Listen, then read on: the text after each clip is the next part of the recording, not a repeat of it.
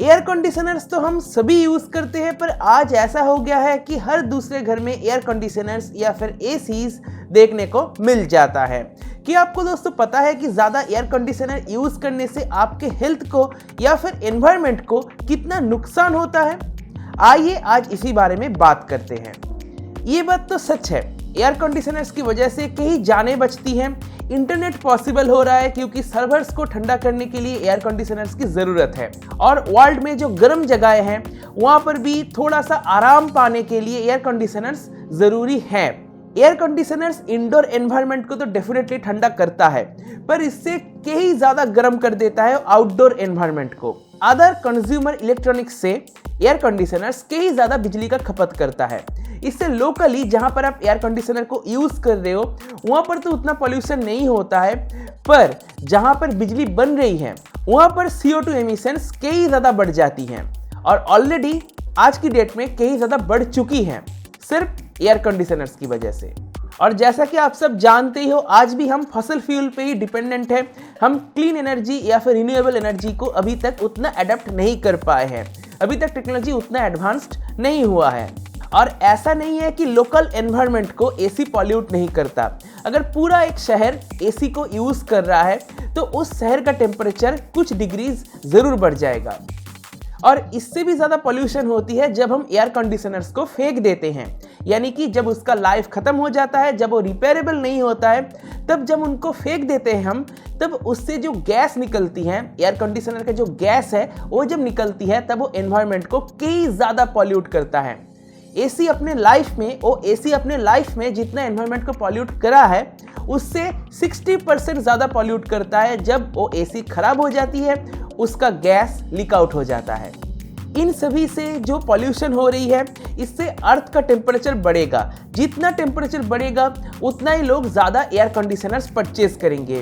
तो बेसिकली एक feedback loop की तरह है, जितना टेम्परेचर बढ़ेगा उतना ही और ज़्यादा एसी की खपत होगी, एसी और ज़्यादा परचेज किया जाएगा, और ज़्यादा टेम्परेचर बढ़ेगा, और एक समय ऐसा आ जाएगा जब हम पॉइंट ऑफ नो रिटर्न पे पहुंच जाएंगे, यानी कि वहाँ से हम वापस नहीं आ पाएंगे। कुछ भी करके हम टेम्परेचर को नॉर्मल नहीं कर पाएंगे, और बाद में जाके एंड में पूरा अर्थ खत्म हो जाएगा ग्लोबल वार्मिंग के चलते। कंट्रीज जो अब डेवलप हो रही है वहाँ पर लोगों के पास और पैसा आएगा। लोगों के पास जितना पैसा आएगा वो और ज़्यादा एयर कंडीशनर्स को परचेज करेंगे। ऐसा माना जाता है कि 2050 तक आज जितना एयर कंडीशनर्स परचेज हो रहे हैं उससे 4 गुना ज़्यादा एयर कंडीशनर्स परचेज किया जाएगा। तो इसका सॉल्यूशन क्या है? इसका सॉल्यूशन, सबसे पहला सॉल्यूशन तो बहुत ही सिंपल है। सबसे पहले फॉसिल फ्यूल को यूज़ करना कम करना पड़ेगा, उसकी जगह पे क्लीन एंड रिन्यूएबल एनर्जी को यूज़ करना शुरू करना पड़ेगा।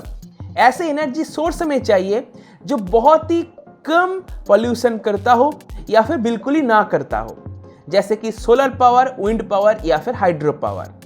इसी के साथ हम एयर कंडीशनर्स में ऐसे रेफ्रिजरेंट यूज़ कर सकते हैं जो एनवायरनमेंट को बिल्कुल भी पॉल्यूट ना करता हो।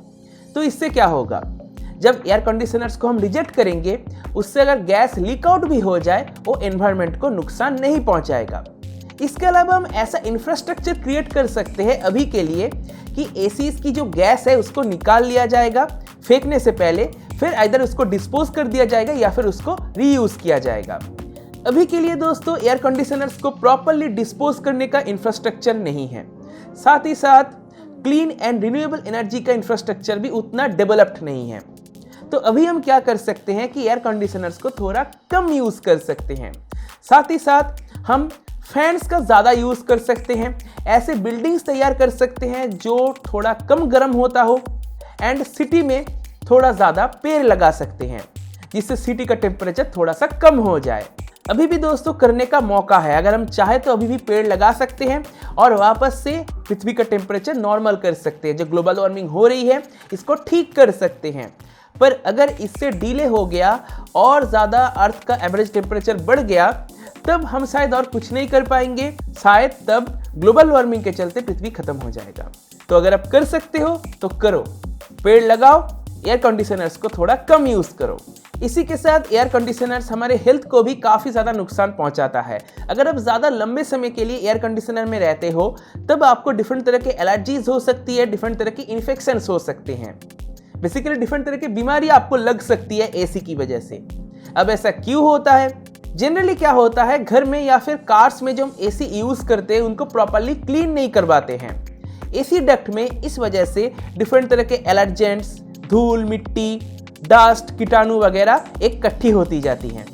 इसके बाद जब उस एसी को चलाया जाता है तब उसके अंदर की धूल, एलर्जेंट्स, कीटाणु सब कुछ मिक्स हो जाता है एयर के साथ और फिर उसी एयर को हम इनहेल करते हैं और फिर क्या होता है, हमें वो बीमारियां लग जाती हैं। तरह तरह के एलर्जीज हो जाती है, बैक्टीरियल इन्फेक्शन हो जाता है, बेसिकली हम बीमार पड़ जाते हैं। तो अगर आप एसी यूज़ करते हो तो एसी डक्ट को हमेशा साफ रखा करो। अगर डक्ट नहीं है, नॉर्मल एसी है, तो नॉर्मल एसी को भी थोड़ा सा क्लीन रखा करो।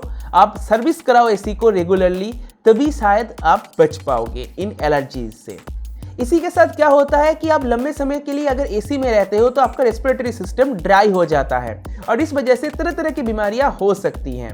एक और बात का आप जरूर ध्यान रखना, जब आप एयर कंडीशनर में रह रहे हो तब अच्छे से पानी पियो, क्योंकि आप कोल्ड एनवायरनमेंट पे रह रहे हो तो आपको शायद पानी का उतना ज़रूरत महसूस नहीं होगा, पर आपको अच्छे से पानी पीना है।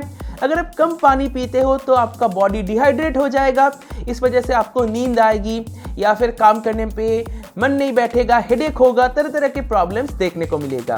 तो प्रॉपरली पानी पीना ज़रूरी है अगर आप एसी में रह रहे हो तब भी। बेसिकली एसी कोई अच्छी चीज़ नहीं है, इससे एनवायरनमेंट को तो नुकसान होता ही है, साथ ही साथ हमारे हेल्थ को भी नुकसान होता है। तो आप अगर एसी यूज़ कर रहे हो तो एक लिमिट पे यूज़ करो।